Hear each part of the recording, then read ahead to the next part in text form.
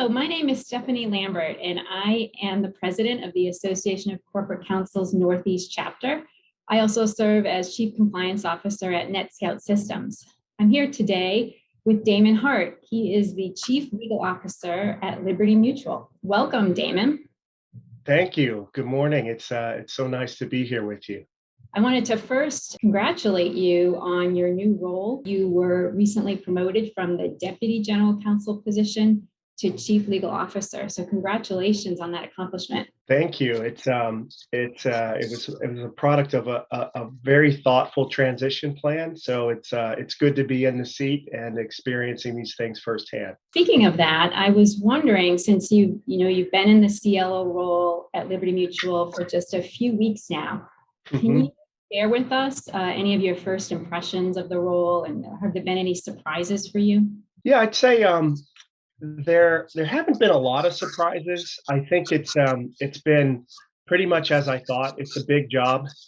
We have over 2,100 people in 19 countries. We do, I like to say we do everything but criminal. And as long as I'm in this role, we won't do criminal law. So we try to stay away from that. No scandals. That's one of my goals.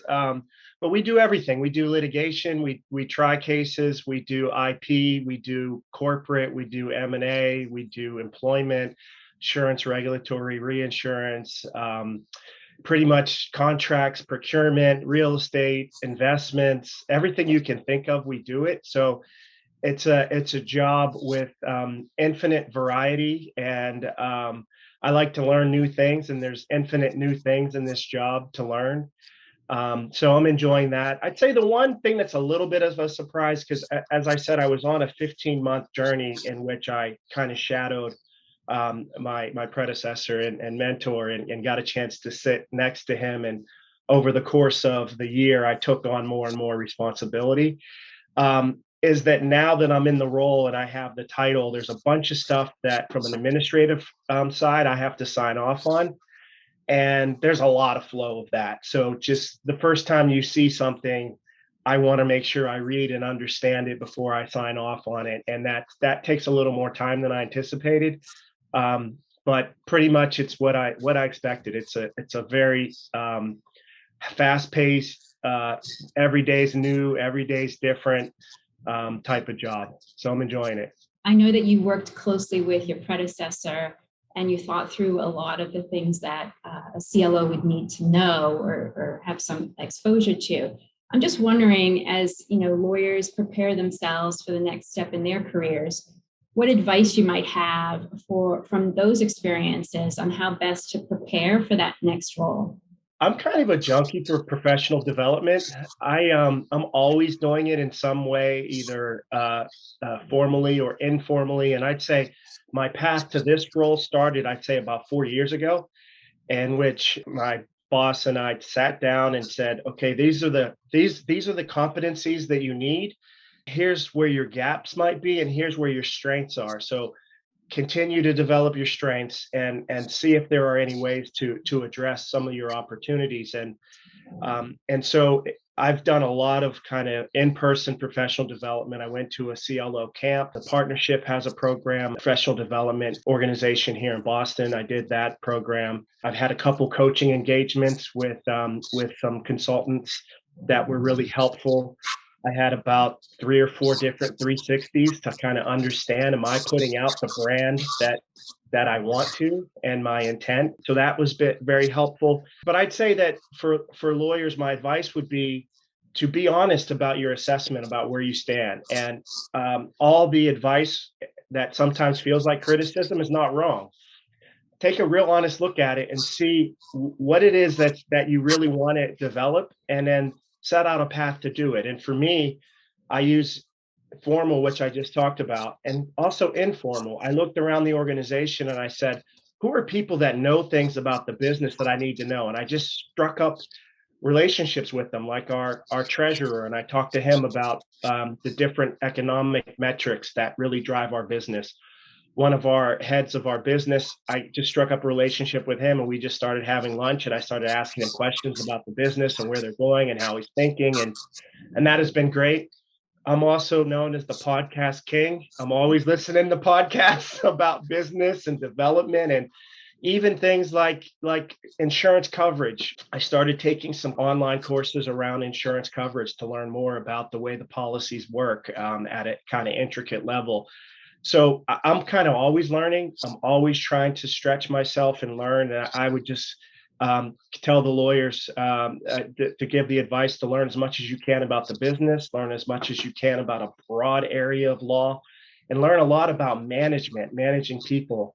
If you think about these last 2 years and kind of where we're at in the pandemic and coming out of it, a lot of what we're grappling with as companies is how do we lead people? And uh, in legal, we are much more decentralized than we were before. We've got people that are working all over the country and all over the world that will never be in the Boston office. That creates a lot of opportunities from a talent perspective, but it also creates some challenges from a management perspective and from a community perspective and a sense of belonging. So I'm listening to a lot of podcasts on that and how to manage through that and try to figure it out. So with this large, diverse team, I know you mentioned over 2,000 legal professionals, and I think that's globally at Liberty Mutual. I'm curious if you've developed some specific leadership principles that guide you as the leader of this very large law department. Yeah, as I mentioned, we have a very broad practice areas, so you have to build trust. And for me, it's not even possible for me to know everything from a substantive perspective. So I really focus on the environment that we create, myself and our leaders, making an environment that is very inclusive, where everybody can be themselves and bring their best selves and leverage all those ideas. We need those to win. It's a competitive business. We need everybody to be able to bring what they have to leverage for the business. So I really focus a lot on the environment. I'm big on trust. I think I've been a part of the leadership team that I now lead, and for the last 6 or so years, and now I'm leading this team, and we're working on how we're going to work together. How are we going to lead the organization? We certainly all need each other. I need them, and they need me, and we need each other. So I focus a lot on that. We at Liberty have a bunch of values. We have 5 core values, and one of them is put people first. And I'm very proud that we've been able to live that value throughout the pandemic. But it also makes me think of one that I kind of stole from the US Army, which is mission first, people always.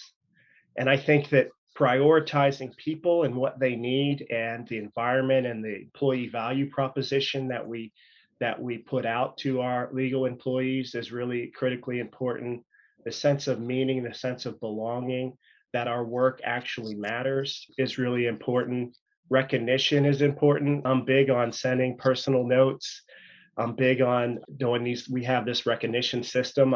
Anytime I hear of a signing of a big deal or a win of a big case, I'm apt to give someone an award, because even if it's your job, it still feels nice to be recognized for doing it well. And so those are some of the principles that I think about, really focusing on the environment, focusing on people, and recognizing really good work. Yeah, I really love that perspective of focusing on the people. I think that's really important as well.